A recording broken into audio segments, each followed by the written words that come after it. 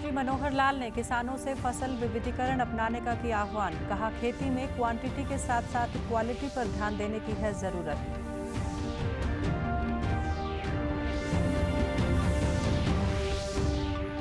आगामी 21 जून को प्रदेश के 1100 चयनित स्थानों पर आयोजित किए जाएंगे अंतर्राष्ट्रीय योग दिवस कार्यक्रम। स्वास्थ्य मंत्री ने कहा, कोरोना प्रोटोकॉल नियमों का होगा अनुपालन।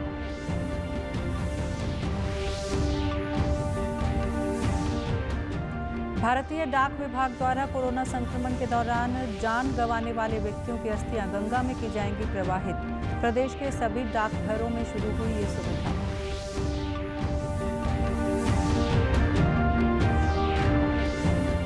और जीएसटी परिषद की 44वीं बैठक में लिए गए कई अहम फैसले। एम्बुलेंस पर जीएसटी दर को 28 से घटाकर 12% किया गया। नमस्कार, मैं मंजू सिंधु और अब खबरें विस्तार से। मुख्यमंत्री मनोहर लाल ने कल पंचकुला में आयोजित किसानों की आमदनी दोगुनी करने एवं फसल विविधीकरण को लेकर आयोजित 1 दिवसीय कृषि कार्यशाला में प्रदेश के प्रगतिशील किसानों को संबोधित किया। उन्होंने कहा कि हमें अधिक फसल उत्पादन के साथ साथ गुणवत्ता पर ध्यान देते हुए खेती करने की जरूरत है। उन्होंने कहा कि हमें आमदनी बढ़ाने के लिए प्राकृतिक खेती को अपनाना होगा। मुख्यमंत्री ने इस अवसर पर खुशहाल बागवानी पोर्टल और फसल तुड़ाई के बाद प्रबंधन संबंधी जानकारी से युक्त पुस्तिका का लोकार्पण भी किया। उन्होंने प्रगतिशील किसानों का आह्वान किया कि वे हर वर्ष 10 और किसानों को ट्रेनिंग दें। उन्होंने कहा कि खेती एवं खनिजों के उत्पादन में जितनी अच्छी गुणवत्ता होगी उतना ही समाज के लिए लाभ होगा। आज हमको क्वांटिटी की बजाय क्वालिटी चाहिए, और अगर क्वालिटी लेनी है और उसमें यदि लगा के कह रहा हूं कि किसी चीज की क्वांटिटी कम भी हो जाए और क्वालिटी बढ़िया हो जाए तो आपको आर्थिक नुकसान नहीं होगा, लाभ ही होगा, निश्चित रूप से लाभ होगा। जैसा आपने बताया कि आज भी जो प्राकृतिक खेती करते हैं वहां गेहूं, राजकुमार जी का नाम लिया आपने, उनके फार्म हाउस पर अगर गेहूं 6,000 रुपया क्विंटल बिक सकता है तो हमारा भी बिक सकता है। मुख्यमंत्री ने कहा कि हमें कृषि भूमि की उपजाऊ शक्ति बढ़ानी होगी और जल संरक्षण के प्रति भी जागरूक होना होगा। मुख्यमंत्री ने बताया कि फसल विविधीकरण अपनाने वाले किसानों को प्रोत्साहन राशि दी जा रही है। कि पैसा बहुत महंगा आता है, कहां से लाएगा किसान? हमने कहा 85% पैसा हम देने वाले हैं, सरकार 85% उसे सब्सिडी देगी, सिर्फ 15% किसान को लगाना है। अब इतना योगदान तो किसान को करना ही पड़ेगा, लगाव तो उसको भी रखना पड़ेगा कि मुझे अपना पानी बचाना है। तो इसलिए बहुत से दुष्प्रचार होते हैं, इसमें से हमको अपने किसान भाइयों को बचाना होगा कि जब फसल पैदा करनी है वहां पानी भी बचाना है। इसलिए डाइवर्सिफिकेशन, विविधीकरण। अब विविधीकरण में क्या हो, एक ग्रुप बैठ के ये भी विचार करें कि हमारी खेती में कौन सी चीज, हमारी जमीन कौन सी चीज को मानती है।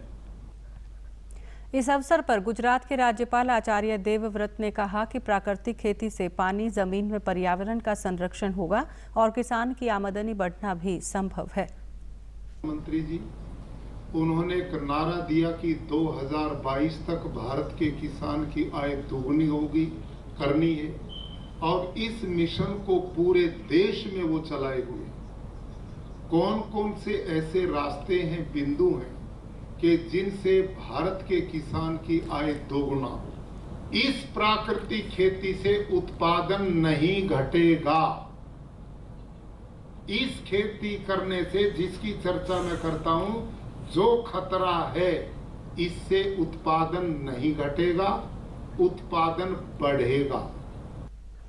आगामी 21 जून को अंतर्राष्ट्रीय योग दिवस राज्य में कोरोना प्रोटोकॉल को ध्यान में रखते हुए मनाया जाएगा और इस बार अंतर्राष्ट्रीय योग दिवस कार्यक्रम प्रत्येक जिले में 50 चयनित स्थानों पर प्रातः 7 बजे से आयोजित किए जाएंगे। स्वास्थ्य मंत्री अनिल विज ने कल चंडीगढ़ में अंतर्राष्ट्रीय योग दिवस कार्यक्रम के संबंध में वरिष्ठ अधिकारियों के साथ बैठक की। उन्होंने कहा कि प्रत्येक जिले में इस कार्यक्रम को आयोजित करवाने के लिए संबंधित जिला उपायुक्त को नोडल अधिकारी के रूप में मनोनीत किया जाएगा। उन्होंने अधिकारियों को अंतर्राष्ट्रीय कार्यक्रम में विभिन्न संस्थाओं को भी शामिल करने के निर्देश दिए। स्वास्थ्य मंत्री ने प्रशिक्षकों की व्यवस्था, योग से संबंधित सीडी मुहैया करवाने और प्रत्येक चिन्हित स्थान पर LED स्क्रीन स्क्रीन की भी व्यवस्था करने के आदेश दिए। उन्होंने कहा कि इस योग दिवस पर आयोजित होने वाले कार्यक्रम में सोशल डिस्टेंसिंग का विशेष ध्यान रखा जाए ताकि कोरोना संक्रमण से बचा जा सके। उन्होंने कहा कि अंतर्राष्ट्रीय योग दिवस कार्यक्रम से पहले 3 दिनों यानी 18 से 20 जून के बीच योग प्रशिक्षण दिया जाएगा। भारतीय डाक विभाग द्वारा कोरोना संक्रमण के दौरान जान गंवाने वाले व्यक्तियों की अस्थियां गंगा में प्रवाहित की जाएंगी। रोहतक के मुख्य डाकघर सहित सभी डाकघरों में ये सुविधा शुरू हो गई है। कोरोना संक्रमित मरीज की मृत्यु होने पर नगर निगम द्वारा कोरोना प्रोटोकॉल के तहत अंतिम संस्कार किया जाता है और लॉकडाउन के नियमों के तहत परिजन गंगा में अस्थियां प्रवाहित करने के लिए नहीं जा पाते। अब लोग डाक विभाग द्वारा दी जा रही इस सुविधा के माध्यम से कोरोना संक्रमित की मृत्यु होने पर गंगा में अस्थियां प्रवाहित कर सकते हैं। डाक विभाग द्वारा लोगों से केवल रजिस्ट्री शुल्क के अतिरिक्त अन्य किसी प्रकार का खर्च नहीं लिया जाएगा। इस सुविधा के तहत धार्मिक परंपराओं के अनुसार अस्थियां गंगा में प्रवाहित कर दी जाएंगी। मुख्य डाकघर के वरिष्ठ अधीक्षक DV सैनी ने बताया कि डाक विभाग की ओर से हरिद्वार, प्रयागराज, गया व वाराणसी आदि स्थानों पर अस्थियां भेजी जाएंगी और वहां के डाक विभाग द्वारा इन्हें गंगा में प्रवाहित किया जाएगा। फैसला किया है, जो भी व्यक्ति अपने बुजुर्गों की, अपने परिवारजनों की अस्थि विसर्जन करना चाहता है तो वो 4 जो है घाट सेलेक्ट किए हैं। गया है और हरिद्वार है, प्रयागराज है और वाराणसी है। इन जगह अगर कोई अस्थि विसर्जित करना चाहता है तो वो वहाँ के सुपरिटेंडेंट पोस्ट ऑफिस के नाम रजिस्टर्ड पोस्ट से भेज दे, अच्छे से पैकिंग करके। तो वहाँ के जो सुपरिटेंडेंट पोस्ट ऑफिस हैं वो कंसर्न जो वहाँ का एरिया पोस्टमैन है उसके माध्यम से घाट पे इनको भिजवाएंगे और वहाँ पे जो पुरोहित वगैरह है उससे हमने जो है ना कॉन्टेक्ट किया हुआ है, वहाँ पे विधि विधान के हिसाब से जो है इनको विसर्जित करवा दिया जाता है। और इसके लिए विभाग कोई एक्स्ट्रा चार्ज नहीं लेता, सिर्फ एक वो भेजने का जो रजिस्टर, जो साधारण व्यक्ति एक रजिस्ट्री करवाता है उसके भेजने का जो खर्चा लगता है, सिर्फ वही खर्चा लगता है। वित्त मंत्री निर्मला सीतारमण ने आज वीडियो कॉन्फ्रेंसिंग के जरिए GST काउंसिल की 44वीं बैठक की अध्यक्षता की। इस बैठक में लिए फैसलों के बारे में बताते हुए वित्त मंत्री ने कहा कि GST काउंसिल ने कोरोना की दवा रेमडेसिविर पर GST दर 12 से घटाकर 5% करने के प्रस्ताव को मंजूर कर लिया है। जांच उपकरणों पर GST दर को घटाकर 5% और एम्बुलेंस पर 12% कर दिया गया है। ये दरें सितंबर 2021 तक मान्य होंगी। 3 items which the GOM had recommended at one level, after discussion in the committee, in the GST Council, we have brought in changes. They are particularly one item which is the furnaces, the electric furnaces which are used in the crematoriums. The GOM had recommended 12%. We, after the discussion in the council, have brought it down further to 5%. आज अंतर्राष्ट्रीय बाल श्रम निषेध दिवस के अवसर पर मुख्यमंत्री मनोहर लाल ने ट्वीट के माध्यम से कहा कि हम सभी बाल श्रम के उन्मूलन का प्रयास करें तथा इन बच्चों के लिए एक ऐसे समाज का निर्माण करें जहां वे उचित शिक्षा, दीक्षा, खेल कूद एवं अन्य चरित्र निर्माण की गतिविधियों में सम्मिलित हों व राष्ट्र निर्माण में अपना योगदान दे सकें। सिरसा के जिला बाल संरक्षण अधिकारी गुरप्रीत गिल ने बताया कि उपायुक्त की अध्यक्षता में एक टास्क फोर्स का गठन किया गया है जो बाल श्रम के नियमों का उल्लंघन करने वाले व्यक्तियों के खिलाफ कानूनी कार्रवाई करेगी। डिस्ट्रिक्ट टास्क फोर्स का जो है वो गठन किया गया है और प्लानिंग्स करी गई हैं कि अभी हम कुछ ही दिनों के अंदर ही हम रेड्स प्लान करेंगे। जो जुवेनाइल जस्टिस एक्ट के प्रोविजंस हैं डिफरेंट, उनके अकॉर्डिंग हम उनके खिलाफ सख्त कार्रवाई जो है वो की जाएगी। स्थानीय निवासी व डॉक्टर सानवी ने कहा कि बाल श्रम करवाना एक अपराध है और हमें ऐसे असहाय बच्चों की मदद करनी चाहिए। अपनी सोच को बदलना चाहिए और हमें ये देखना चाहिए कि कोई बच्चा अगर असहाय है और अनाथ है तो हमें उसको हेल्प करनी चाहिए, ना कि उसका शोषण करना चाहिए। हमें उसको पढ़ने के लिए उसको भेजना चाहिए या किसी भी तरीके से उसकी मदद करनी चाहिए। छात्र प्रबल ने कहा कि सभी बच्चों को पढ़ने का हक मिलना चाहिए और किसी भी बच्चे का शोषण नहीं होना चाहिए। मेरे को लगता है कि ऐसा नहीं होना चाहिए। अगर मेरे से ऐसा कोई काम कराए तो मेरे को बहुत बुरा लगेगा और इस समय जो वो बच्चे काम कर रहे हैं उन्हें स्कूल जाना चाहिए, ना कि ये सब काम करने चाहिए। इससे हमारे देश की तरक्की नहीं हो पाएगी। सारे लोग जो भी ऐसे बच्चे हैं उनके साथ सोशल नहीं करना चाहिए। डीडी न्यूज़ हरियाणा पर देश और प्रदेश से जुड़ी खबरों को विस्तार से जानने के लिए आप हमारे साथ फेसबुक, ट्विटर और यूट्यूब के माध्यम से भी जुड़ सकते हैं। हमसे जुड़ने के लिए आप हमारे सोशल मीडिया हैंडल को भी फॉलो कर सकते हैं। अब आप अपने मोबाइल फ़ोन से QR कोड स्कैन कर हमारे यूट्यूब चैनल पर सीधे पहुंच सकते हैं।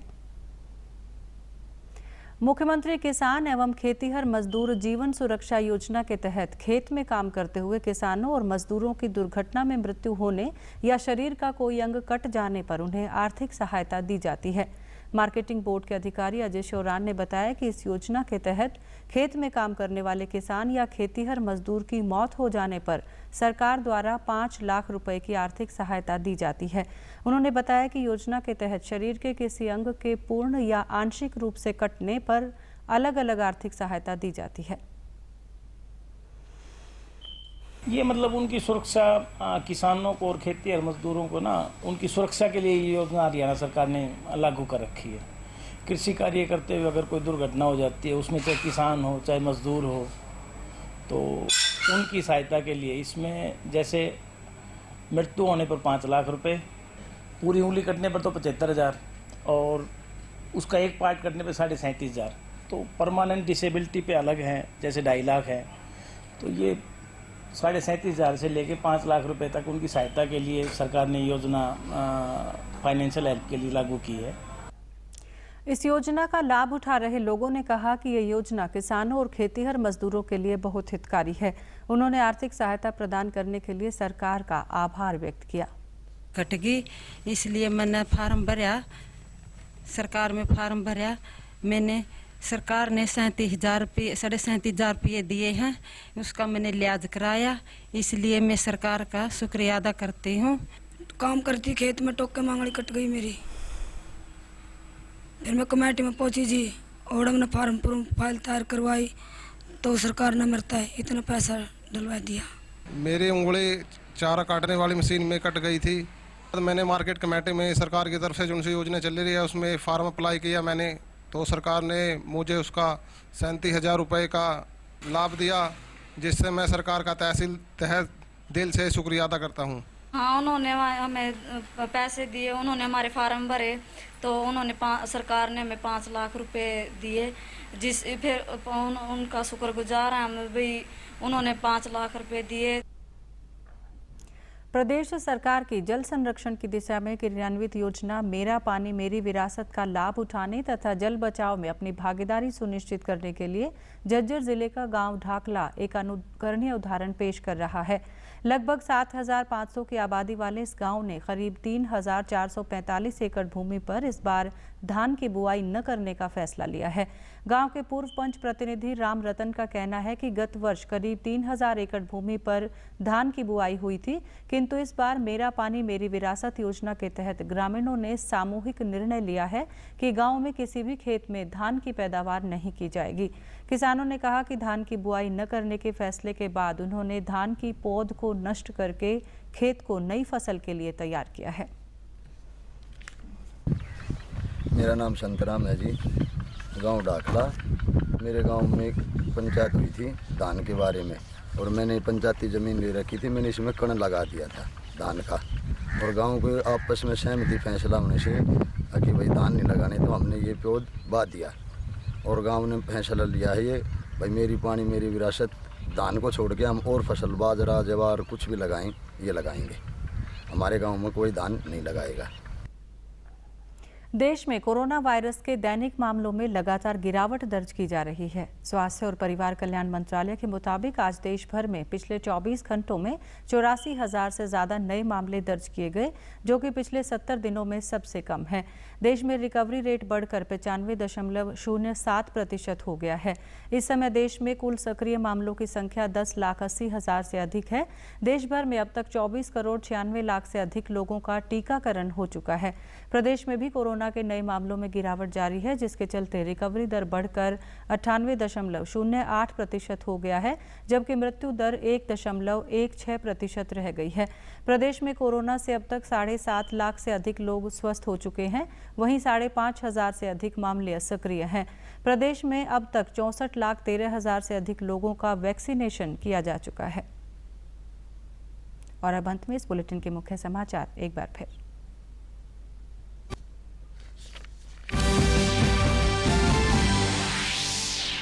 मुख्यमंत्री मनोहर लाल ने किसानों से फसल विविधीकरण अपनाने का किया आह्वान। कहा, खेती में क्वांटिटी के साथ साथ क्वालिटी पर ध्यान देने की जरूरत।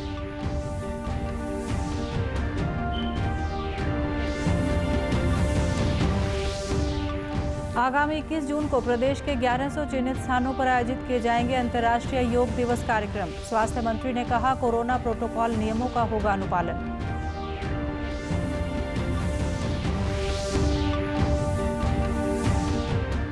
भारतीय डाक विभाग द्वारा कोरोना संक्रमण के दौरान जान गंवाने वाले व्यक्तियों की अस्थियां गंगा में की जाएंगी प्रवाहित।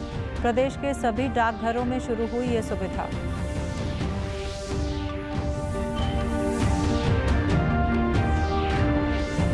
और जीएसटी परिषद की 44वीं बैठक में लिए गए कई अहम फैसले।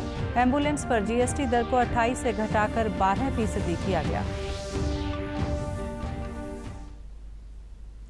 सभी दर्शकों से अपील है कि आप जब भी घर से बाहर निकलें तब मास्क जरूर पहनें, 2 गज की दूरी बनाए रखें और एक नियमित अंतराल पर अपने हाथ धोते रहें। और अगर आप पात्र हैं तो टीकाकरण अवश्य करवाएं, तभी आप कोरोना महामारी से बच सकते हैं। आज के बुलेटिन में बस इतना ही। नमस्कार।